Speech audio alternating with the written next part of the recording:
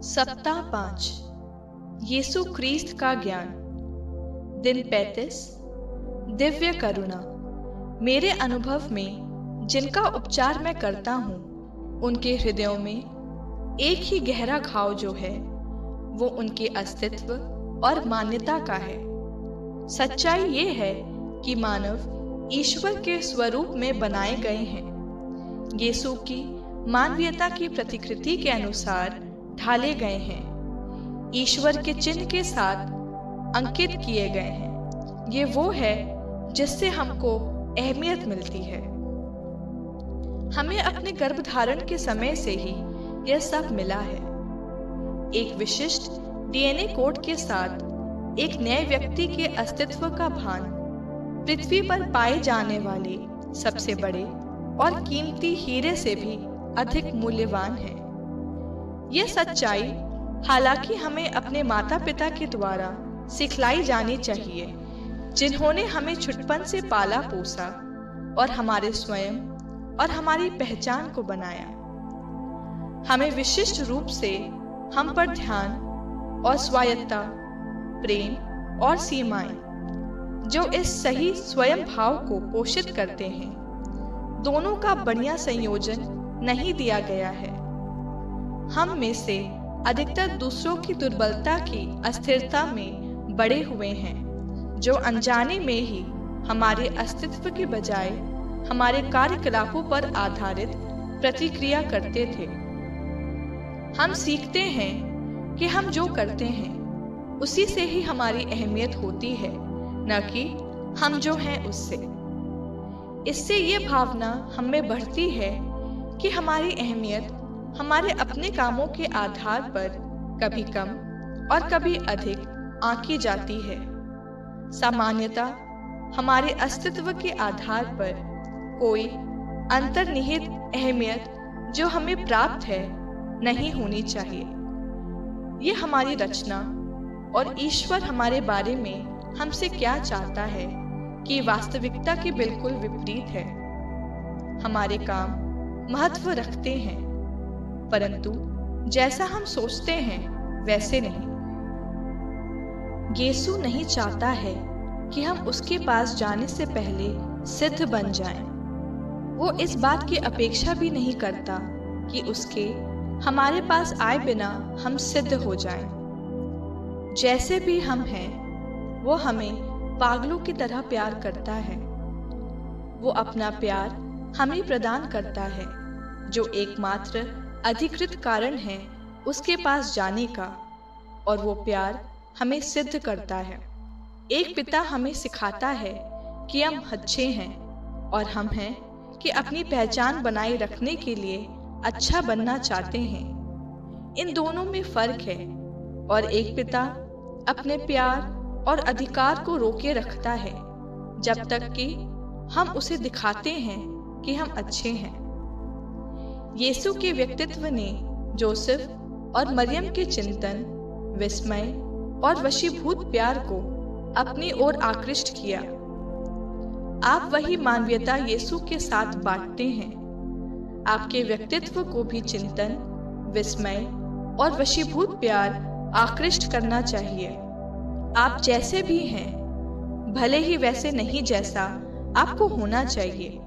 यीशु आपके पीछे प्यार में दीवाना है। सिर्फ यीशु के साथ रिश्ते में भले ही आप उसके योग्य न हो, ईश्वर के प्रेम को ग्रहण करते हुए आप बदल सकते हैं। जब से ईश्वर ने आदम और हेवा को बनाया है, वो अपने लोगों को यह संदेश सिखाता जा रहा है। कई महान धर्मशास्त्र के अध्ययन हैं जो इस कहानी को गहराई से दिखाते हैं। नया विधान पुराने विधान से निर्बाध रूप से प्रवाहित हो रहा है, और यीशु ईश्वर के इस प्यार का प्रकटीकरण है। शताब्दियों से वो अपने प्यार की गहन लावण्यता को दिखलाता जा रहा है। हमने पहले ही यीशु और उसके पवित्र हृदय के दर्शनों पर प्रकाश डाला है, जो संत मार्गरेट मैरी को मिले थे। ईश्वर की करुणा का प्रकटीकरण इतिहास में लिसियो की संत तेरेसा के साथ 19वीं शताब्दी में जारी रहा। 20वीं शताब्दी हमारे बीच संत फॉस्टीना और उसकी दिव्य करुणा की डायरी को लेकर आई। ऐसा लगता है हर शताब्दी के साथ यीशु इसे स्पष्ट करते जा रहे हैं कि उसका मौलिक प्यार और करुणा हमारे लिए है। क्योंकि हम सोचते हैं कि ईश्वर के साथ रिश्ता बनाने से पहले हमें सिद्ध होना चाहिए। हम ईश्वर के उस प्यार को जो वास्तव में है खो देते हैं। फादर माइकल गैथली MIC कहते हैं, यीशु का हृदय विशेषकर तब दया से उमड़ पड़ता है जब वो व्याकुल आत्माओं को पूर्णता के पथरीले रास्ते के नीचे फंसा हुआ देखता है। उसका हृदय पूरी तरह से टूट जाता है जब वो ऐसी कई आत्माओं को निरुत्साह, अवसाद और यहाँ तक कि निराशा के गर्तों में गिरते हुए देखता है। वास्तव में ऐसी परिस्थिति उसके लिए बहुत अधिक होती है। यह उसे एक बार फिर तड़का देती है। इस समय में वो अपने हृदय को साधारण तरीके से प्रकट करने से भी अधिक कुछ करता है, जैसा कि उसने संत मार्गरेट मैरी के साथ किया था। इस समय उसके हृदय को छू लेने वाली अनुकंपा ऐसी छोटी आत्माओं को गले लगाने नीचे उतर आती है और उन्हें पवित्रता की ऊंचाइयों तक ऊपर उठाती है, जैसा कि उसने संत तेरेसा को सिखाया था। संत तेरेसा ने लघु मार्ग नामक आध्यात्मिकता को सिखलाया है। संक्षिप्त में हमारी दुर्बलताएं हमारी सामर्थ्य बन जाती हैं। उन दो बेटियों के बारे में सोचिए जो उनके पिता की कुछ चीज को तोड़ देती हैं। जब वो घर पर आता है तो एक उससे डरकर भाग जाती है और दूसरी उसकी बाहों में उछलकर बैठ जाती है और रोते हुए कहती है कि वो कितनी दुखी है। एक बेटी ने पिता के हृदय को तोड़ा, दूसरी ने उसे सांत्वना दी। आप क्या सोचते हैं कौन सी सही है? इससे पता चलता है कि ईश्वर के प्यार और करुणा का तिरस्कार करने के दो तरीके हैं। पहले तरीके में घमंड और संभवतः असुरक्षा और ऐसी भावना है कि हमें क्षमा मांगने की अथवा किसी उच्च अधिकारी को अपने आप को समर्पित करने की आवश्यकता नहीं है। हमें लगता है कि हम नियंत्रण में हैं। यह हमें अपनी दुर्बलता को नजरअंदाज करने और झूठा दम भरने कि हमें सबका उत्तर पता है में अच्छा महसूस कराता है। ईश्वर के प्यार और करुणा के तिरस्कार का दूसरा तरीका एक रत्ती अधिक घातक हो सकता है। हम अपनी दुर्बलता और पाप की पहचान से शुरू करते हैं, जो कि अच्छी बात है, परंतु उसके बाद हम महसूस करते हैं कि हम ईश्वर की करुणा के परे हैं। हम विश्वास करते हैं कि हम बहुत पापी हैं, अंदर तक टूट फूट गए हैं। ईश्वर के साथ गहरे रिश्ते के लिए हम अयोग्य बन गए हैं। अक्सर ऐसा उन लोगों के साथ होता है जो पूर्णता के पथ पर संघर्षरत हैं, जो ईश्वर के अधिकार के आगे समर्पण कर देते हैं, उसकी जरूरत को पहचानते हैं, परंतु फिर अपनी अपूर्णताओं पर बहुत ही ज्यादा केंद्रित होते हैं। ये दूसरे किस्म का घमंड है। इसी ने यूदस को आत्महत्या के लिए प्रेरित किया। यदि यूदस सिर्फ अपने आप को क्रिस्त के प्यार के लिए दे पाता तो जरूर उसे क्षमा मिल जाती। कालांतर में संत जोहन पॉल II ने इस कहानी को पहचान दी और इसे पास्का के दूसरे रविवार को दिव्य करुणा रविवार के रूप में मनाने के लिए अपनी मान्यता दे दी। ये न केवल दिव्य करुणा के संत फॉस्टीना को दिए गए दर्शनों की सीधी मान्यता है, बल्कि सचमुच इस सुंदर गीत का प्रकटीकरण है जो ईश्वर हमारे लिए गा रहा है। वह प्रत्येक शताब्दी में हमारे लिए प्रेम गीत गा रहा है। अपनी व्यस्त जिंदगी में कुछ विश्राम लीजिए, जहां पर या तो आप ये सोचकर कि वो नियंत्रण में हैं, अपनी दुर्बलता से दूर भाग रहे हैं, अथवा अपने आप को सक्षम समझने की कोशिश करते हुए अपनी दुर्बलता से भाग रहे हैं। अपनी दुर्बलता से दूर न भागते हुए यीशु की सुनिए, जो कह रहा है कि आपकी दुर्बलता में वो सामर्थ्य है, कि वह आपकी दुर्बलता में आपको प्यार करता है। आइए एक पल के लिए इस चिंतन को छोड़ें और देखें कि क्या आप उस गीत को सुन सकते हैं। चिंतन के लिए प्रश्न: क्या आप अपनी दुर्बलता को विशिष्ट रूप से टालते रहते हैं कि वो नियंत्रण में है, अथवा आपको लगता है कि इसका श्रेय लेने के लिए अधिक ऊर्जा उपार्जित करने की आवश्यकता है? यदि पहले की तरह हो, तो आज आप किस प्रकार अपने आप को इस वास्तविकता के लिए समर्पित करते कि आप जैसा चाहते हैं वैसा नियंत्रण आपके पास नहीं है? यदि बात वाला हो, तो आज आप किस प्रकार अपने आप को इस वास्तविकता के लिए समर्पित करते कि ईश्वर का प्यार आपकी अपूर्णता से बड़ा है?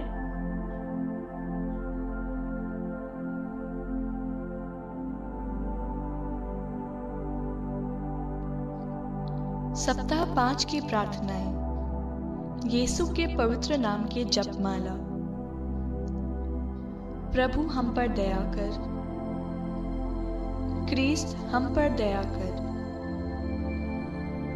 प्रभु हम पर दया कर, यीशु हमारी सुन। स्वर्ग के पिता ईश्वर, पुत्र ईश्वर, संसार के मुक्तिदाता, पवित्र आत्मा ईश्वर,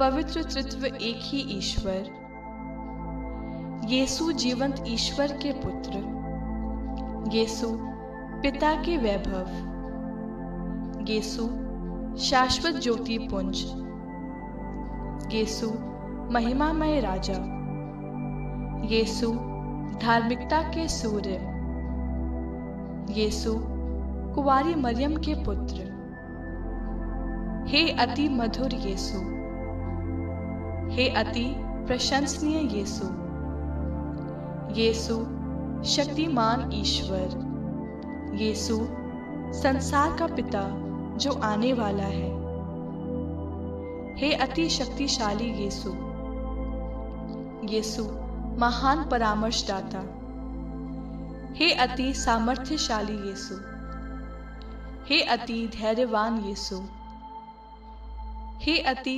आज्ञाकारी यीशु, यीशु हृदय के नम्र और दीन, यीशु पवित्रता के प्रेमी, हे हमारे प्रेमी यीशु, यीशु ईश्वर की शांति, यीशु जीवन के स्वामी, यीशु सद्गुणों के आदर्श, यीशु आत्माओं के उत्साही प्रेमी, यीशु हमारे ईश्वर, यीशु हमारे शरण स्थान, यीशु दरिद्रों के पिता, यीशु विश्वासियों के खजाने, यीशु भले गडेरिए, यीशु सच्ची ज्योति, यीशु शाश्वत प्रज्ञा, यीशु अनंत अच्छाई, यीशु हमारे मार्ग और हमारे जीवन,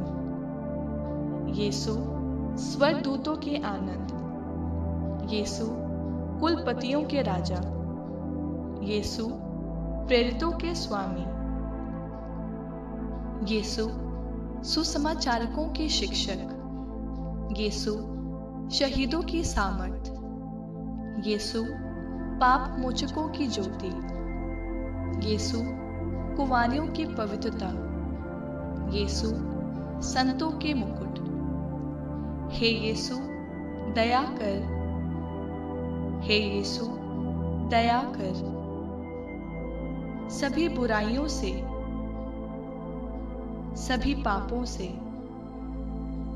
अपनी क्रोध से, शैतान के प्रपंचों से, व्यभिचार की आत्मा से, अनंत मृत्यु से, आपकी प्रेरणाओं की उपेक्षा से, आपके पवित्र देह धारणा के रहस्य द्वारा, आपके जन्म के द्वारा, आपकी किशोरावस्था के द्वारा, आपके अति दिव्य जीवन द्वारा, आपके परिश्रम द्वारा, आपकी वेदना और दुख भोग के द्वारा, आपके क्रूस और उत्सर्ग के द्वारा, आपकी पीड़ाओं के द्वारा, आपकी मृत्यु और गाड़े जाने के द्वारा, आपके पुनरुत्थान के द्वारा, आपके स्वर्गारोहण के द्वारा, आपके अति पवित्र यूकारिस्ट की स्थापना के द्वारा, आपकी खुशियों के द्वारा, आपकी महिमा के द्वारा, ईश्वर के मेमने जो संसार के पापों को हर लेता है, प्रभु हमें बचा। ईश्वर के मेमने जो संसार के पापों को हर लेता है, दयापूर्वक हमारी सुन। ईश्वर के मेमने जो संसार के पापों को हर लेता है, हम पर दया कर। हम प्रार्थना करें। हे प्रभु यीशु ख्रीस्त, आपने कहा है, मांगो और तुम्हें दिया जाएगा, ढूंढो और तुम्हें मिल जाएगा, खटखटाओ और तुम्हारे लिए खोला जाएगा। अपने अनुग्रह से हमारी प्रार्थना सुन लीजिए। हम जो आपसे आपके अत्यंत दैविक प्रेम के वरदान को मांगते हैं, ताकि हम सारे हृदय से, वचन और कर्म से आपको सदैव प्यार करें और हमेशा आपकी स्तुति करते रहें। हे प्रभु, आपकी खातिर आपके पवित्र नाम के प्रति आदर और प्यार हम में सदा बना रहे, जो युगानुयुग जीते और राज्य करते हैं। अपने लोगों पर शासन करने से कभी भी न चूकिए, जो आपके प्यार में मजबूती से संस्थापित है। आमीन।